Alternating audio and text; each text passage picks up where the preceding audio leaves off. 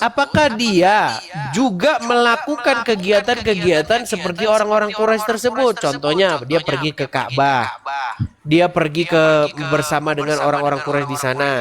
Karena kalau dia tidak dikatakan demikian, bagaimana mungkin dia punya nama di tengah-tengah masyarakat itu? Bahkan dia adalah orang yang mendamaikan orang yang bertikai ketika mereka ingin menempatkan Hajar Aswad secara bersama-sama, betul? Betul. Jadi terkait dengan nama itu gampang sekali penjelasannya. Gimana? Untuk mendapatkan nama di tengah-tengah masyarakat, kita tidak perlu mendoktrin mereka dengan keyakinan-keyakinan tertentu. Cukup dengan perilaku sosial yang baik itu kita sudah dapat memiliki nama di tengah-tengah masyarakat. Bahkan kalau kampanye pun cepat itu untuk naik jadi pemimpin. Gitu. Oke. Berarti Muhammad dikenal di kaum Quraisy itu kan? Dikenal dengan budi pekertinya yang luhur, yang baik secara sosial. Oke. Kalau dia dikenal di situ sebagai seseorang yang budi pekerti yang baik dan lain sebagainya, artinya masyarakat di situ sudah pada tahu dia. Nah, pertanyaannya adalah bagaimana cara dia bisa masuk di lingkungan Ka'bah itu, di lingkungan para penyembah berhala itu, sementara dia tidak pernah ada di situ. Terus? Nah, artinya dapat kita simpulkan bahwa Muhammad memang biasa dia melakukan ritual keagamaan di situ, betul? Jadi begini. Nah, jangan jadi begini aja. Enggak, ini penjelasan. Ya enggak apa-apa kalau nggak mau dijelaskan. Oke, silakan Anda jelaskan. Menurut keyakinan Islam, saya mengatasnamakan Islam, bukan kata nenek saya, enggak.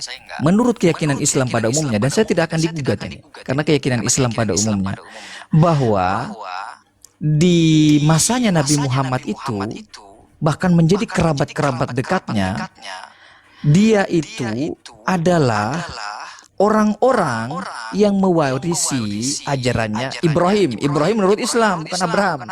Lain lagi nanti kalau dikejar ke sana. Ibrahim menurut Islam. Dijelaskan di dalam Islam, Ibrahim itu adalah orang yang hanif. Bukan berarti Muhammad sudah jadi nabi sebelum umur 40. Dia berarti sudah nabi. Oke, gini. Berarti dia sudah mengenal kebenaran sebelum berumur 40. Nabi itu apa sih? Beda loh. Begini aja, begini. Oke lah, dia nggak usah nabi gini. Apakah dia itu berada gini aja, gantian menyampaikan. Oke. Apakah dia gini untuk menyampaikan? Apakah dia itu berada di jalan yang benar ketika dia berumur 0 sampai 39? Benar dalam perspektif sosial, horizontal, vertikal, yang mana nih? Benar secara hukum-hukum agama. Vertikal, horizontal, sosial, yang mana nih? Jadi kita harus fikskan dulu. Gini aja. Apakah ketika umur 0 sampai 39 Muhammad beragama dengan agama yang benar? Muhammad beragama, bukan beragama ya, melakukan aktivitas berarti dia tidak beragama. Gini, karena agama itu nanti debatnya agak panjang nih. Jadi kita sederhanakan. Atau keyakinan gini. Tertentu. Oke. Apakah dia berkeyakinan yang benar pada waktu 0 sampai 39? Itu pertanyaannya. Nabi Muhammad menurut Islam, saya selalu mengatakan menurut Islam, bukan menurut pandangan saya sendiri, bahwa di usia 0 itu sebenarnya keterlaluan. Orang 0 itu belum punya pikiran gitu. Di usianya hingga 39 tahun dia berada di atas keyakinan yang hanif yang diwariskan oleh Ibrahim. Sesat atau tidak? Dengar dulu. Sebab Ibrahim itu bukan Yahudi, bukan Nasrani, tapi hanif. Dalilnya makan Ibrahimu Yahudi ya wa Nasrani. Bukan itu Azam yang saya tanya. Bukan apakah dia Yahudi, berada di jalan begini aja? Dikit lagi. Apakah dia sesat atau tidak? Nah, itu. Tentu secara vertikal dia sedang tidak berada di dalam kesesatan. Tetapi apakah Nabi Muhammad berpotensi untuk sesat?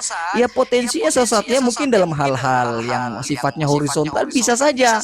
Mungkin sesat jalan. Saya akan tunjukkan ayatnya ini ya. Mengambil keputusan dan seterusnya. Bisa saja itu. Oke. Bagaimana dengan ini kalau Surat seperti itu? Ad-Duha. Ya. Nah, pertanyaan ke sana kan? Iya, karena latarnya kan harus Al-Quran. Kalau tidak Al-Quran gimana kita mau diskusi, ya kan? Sudah siap saya Oke. jawab. Jadi saya itu kalau jawab-jawab begitu udah biasa. Oke, coba ya saya jawab ini, saya tunjukkan dulu ini. Langsung aja, wa wajadaka dhallan fahada. Fahada, Dan kami oke. menemukan engkau Muhammad dalam keadaan sesat dan kami beri petunjuk. Gitu kan? Betul. Betulkah dia didapati dalam keadaan sesat? Nah, itu kan sudah saya jawab tadi sebelum ada pertanyaan itu. Bukan, karena Anda tadi mengatakan bahwa dia beragama Hanif. Bagaimana dia beragama Hanif lalu diperintahkan dalam Al-Quran ikutilah Ibrahim yang Hanif, sementara dia sudah Hanif. Ini ikutilah Ibrahim yang Hanif itu instruksinya Nabi Muhammad kepada umat. Makanya diksinya fattabi'u, kalian ikutilah kalian. Oke. Milahnya Ibrahim yang Berarti lurus. berarti dia pindah agama ya, dari agama Hanif ke agama Enggak Islam. pindah agama. Hanif itu artinya lurus. Coba. Hanif itu artinya lurus. Oke, tadinya Nasrani agamanya dia sebelum Nabi Hanif. Muhammad itu lurus. Yahudi sebelum Nabi Muhammad itu lurus.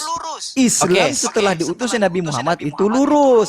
Begitu. Jadi lurus Oke, itu tidak baik. merujuk kepada organisasi tertentu. Kalau dia lurus, bagaimana mungkin dikatakan dia dalam keadaan dolan? Makanya aduh tadi dengarkanlah penjelasan saya. Secara horizontal Nabi Muhammad bisa saja bolan. Bisa. Kok bisa saja ini loh dolan didapati Bu dalam keadaan Iya, dolan. didapati dalam keadaan Gini sebentar, dolan, biar bahkan. teman-teman bisa ini coba. Apa bedanya walad dolin dengan dolan? Coba. Dolan itu satu sederhananya, bolin itu banyak. Banyak. Itu sederhananya Artinya? Jadi sudah saya jelaskan tadi Edis bahwasanya Nabi Muhammad dalam hal-hal horizontal itu bisa saja dolan, mungkin ketika dia jalan pernah tersesat, bahkan ada penafsir yang mentafsirkan ayat tersebut bahwa dia pernah sesat dalam sebuah jalan kemudian ditunjukkan oleh Tuhan. Itu sah itu. Dia lagi jalan kemana waktu itu dikatakan sesat? Dalam sebuah perjalanan pengembalaan dia tersesat, lalu Tuhan yang menunjukkan dia jalan. Berarti dia udah jadi nabi pada Sederhananya waktu itu. begitu. Kenapa dipersoalkan? Bukan, Anda ini seperti menghindari bahwa Muhammad itu Enggak tadinya. menghindari. Saya bahkan Tapi menjelaskan gini dari aja, awal. coba ada goto nggak ya di sini ya? Saya lihat dulu, ada goto nggak di sini? Kalau ada goto, baru cocoknya ketemu dengan goto. Goto ini dia seorang pendebat Muslim dan dia mengakui itu loh, bahwa sang baginda itu dia seorang penyembah berhala pada waktu umur 0 sampai 39. Saya udah dengar perdiskusian Edis dengan Goto itu. Banyak ada beberapa poin yang keliru menurut saya itu pada saat itu. Saya lupa, ada yang jelas ada itu. Oke, Cuma saya kalau nggak ingat. begitu, kenapa dikatakan begini Azam? Kenapa dikatakan dia berada di dalam kesesatan? Itu poin penting. Karena kalau misalnya Nggak dia ada sejak wawajat dan kami menemukan, ditemukan ini kan bisa saja kamu lagi jalan-jalan, didapati dalam keadaan sesat, fahada, maka kami tunjukkan kamu jalan. Kan bisa. Itu diksi umum, tidak merujuk kepada iya, sebuah masa kesalahan dikatakan dia Muhammad jalan-jalan jalan gepungan, berarti diberi petunjuk jalan, karena ayat tersebut selanjutnya berbicara lalu kami beri Anda petunjuk. Berarti petunjuk yang diberikan kepada Muhammad bukan petunjuk hidup, tapi petunjuk jalan raya, peta, betul. Bisa saja, bisa saja. Lah kalau hanya Fahada sekedar itu kan peta, gini, Dis. kalau gini Itu sebentar, kan diksi umum. kalau begini berarti Anda membuat satu gambaran bahwa petunjuk yang diberikan Allah kepada Muhammad itu adalah petunjuk jalan raya, bukan petunjuk jalan hidup. Ada itu kesimpulan, itu asumsi namanya. Loh, ini kan kita Ajam, berbicara sedikit biar konteks kita dari sedikit sebuah dulu gini ayat. aja, sedikit. Oke, silakan. Apakah petunjuk yang diberikan Allah kepada Muhammad adalah petunjuk jalan dalam pengertian jalan menuju kepada Allah atau jalan raya? Jadi petunjuk itu hudan. Sementara yang di Ad-Duha itu diksinya huda fahada.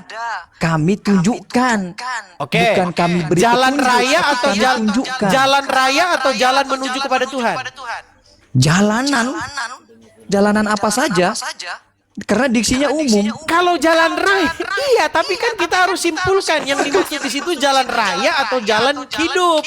Kalau jalan Jadi raya, jalan raya itu Edis. kalau Edis jalan raya terlalu artinya jauh. gini, sebentar. Kalau jalan raya artinya Islam tidak bisa Anda jadikan sebagai petunjuk hidup, tapi petunjuk jalan raya. Contoh, kalau Anda tersesat di Harus jalan, bisa dibedakan Anda harus begini, belok kiri atau belok kanan. Harus Aduh, bisa bedakan Ajam nih. tidak nyambung. Gimana Jalan Ajam? petunjuk dan kami tunjukkan. Coba. Petunjuk dan kami tunjukkan beda. Petunjuk itu sesuatu yang berbeda dengan kami tunjukkan. Kalau kami tunjukkan kemungkinan besarnya itu jalanan, tapi petunjuk itu kemungkinan besarnya adalah pedoman. Oke. Begitu cara memahami. Kalau begitu kesimpulan yang lebih logis dan lebih masuk akal, tersesatnya di situ, tersesat di jalan raya betulan, belok kiri atau belok kanan, jalannya kuda atau jalannya keledai, atau jalan kaki, atau jalan dalam pengertian jalan hidup. Sini saya luruskan lagi. Jalan raya itu baru ada di istilah pada masa kini, di mana raya itu dipahami bahwa sebuah jalanan yang ramai maka disebut jalan raya. Kampung raya disebut sebagai kampung yang ramai maka disebut raya. Begitu. Ajam Pada kayaknya saat mau itu ada jalan raya. mengulur-ngulur. Karena jalanan Ajam, sepi. iya saya ngerti. Kalau kita berbicara jalan di zamannya Rasul, pastilah bukan jalan aspal. Pastilah Iya, jalannya masih gitu. jalan-jalan tekstual. Pastilah jalan-jalan setapak, setuju? Iya, setuju Nah, gitu. Harus yang menjadi kontekstual. pertanyaan, apakah dia tersesat di jalan raya sungguhan seperti itu atau jalan hidup? Dia tersesat di jalan raya. Di sebuah Jalan raya. Bukan jalan hidup. Kalau Gitu jalan raya, cara memahaminya. kalau jalan raya berarti Anda harus menyimpulkan bahwa petunjuk yang diberikan Allah beda. kepada Gini, Aduh, jangan Ajam, suka membuat biarkan saya asumsi selesai dulu. pribadi. Ajam, Oke, biarkan saya silakan. selesai dulu. Iya, iya, Berarti iya, Anda silakan. harus menyimpulkan bahwa petunjuk yang diberikan untuk meluruskan kesesatan itu adalah petunjuk jalan raya. Makanya Anda lebih cocok mengatakan Al-Quran itu adalah peta Google Map. Bukan gitu. Al-Quran gimana? petunjuk. Sementara pada saat itu Nabi Muhammad ditunjukkan. Coba, Anda bedakan. Coba. Saya Apa bedanya kasih- petunjuk dengan ditunjukkan? Saya kasih dulu sebenarnya kalau ada Goto ini pas ini Nggak bisa Goto ini nggak ngomong bedakan? sama dia. Petunjuk dengan saya tunjukkan.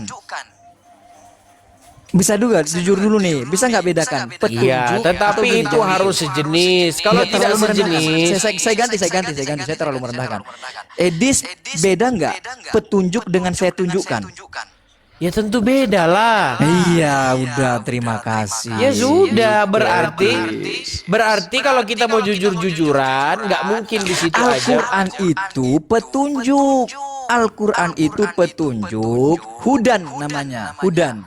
Sementara di surat Ad-Duha itu ayat 7 kalau saya tidak salah, itu hada, ditunjukkan. Beda sekali itu. Hudan dengan hada itu beda. Fahada, maka kami tunjukkan.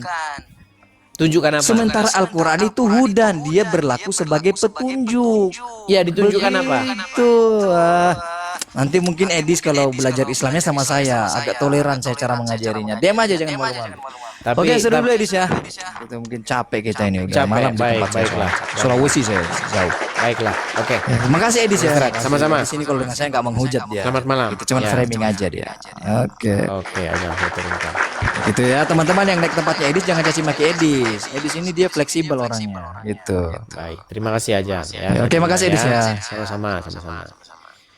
Ya, teman-teman ya, kalau naik diskusi yang baik kan seperti itu. Jangan naik langsung tiba-tiba udah ganti belum kolor Tuhan. Nah, kalau seperti itu nanti akhirnya jadi hujat-hujatan. Makanya kita diskusi yang bagus aja gitu loh.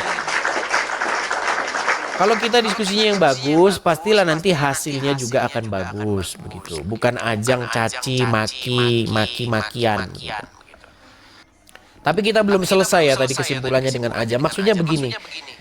Sebenarnya kalau teman-teman mau berpikir secara mendalam ya, kita itu harus mengikut Yesus, bukan mengikut yang lain. Karena kalau mengikut yang lain, dia itu sebagai contoh-contoh yang gagal.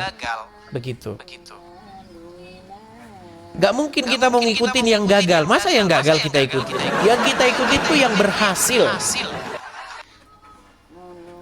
Kalau Anda mencontoh yang gagal, berarti Anda menuju kepada kegagalan, menuju kepada kebinasaan. Makanya Tuhan Yesus pernah berkata begini loh, orang buta itu tidak bisa memimpin orang buta. Orang yang tidak tahu ke surga, orang yang gagal ke surga, itu tidak mungkin kita jadikan pimpinan kita yang menuntun kita ke surga. Yang makanya menjadi pertanyaan itu loh, apakah sang baginda itu, dia itu sebagai sosok yang sempurna, suri tauladan yang sempurna menuju kepada surga itu. Buktinya apakah dia ke surga, apakah dia bangkit? Kan tidak. Seperti itu. Nah, sedangkan Yesus dikatakan bahwa dosa tidak ada padanya, tipu tidak ada padanya. Makanya Yesus merupakan sampel atau contoh manusia yang sempurna yang diinginkan oleh Sang Pencipta. Adam yang pertama gagal, jatuh dalam dosa. Manusia-manusia berikutnya jatuh semua dalam dosa.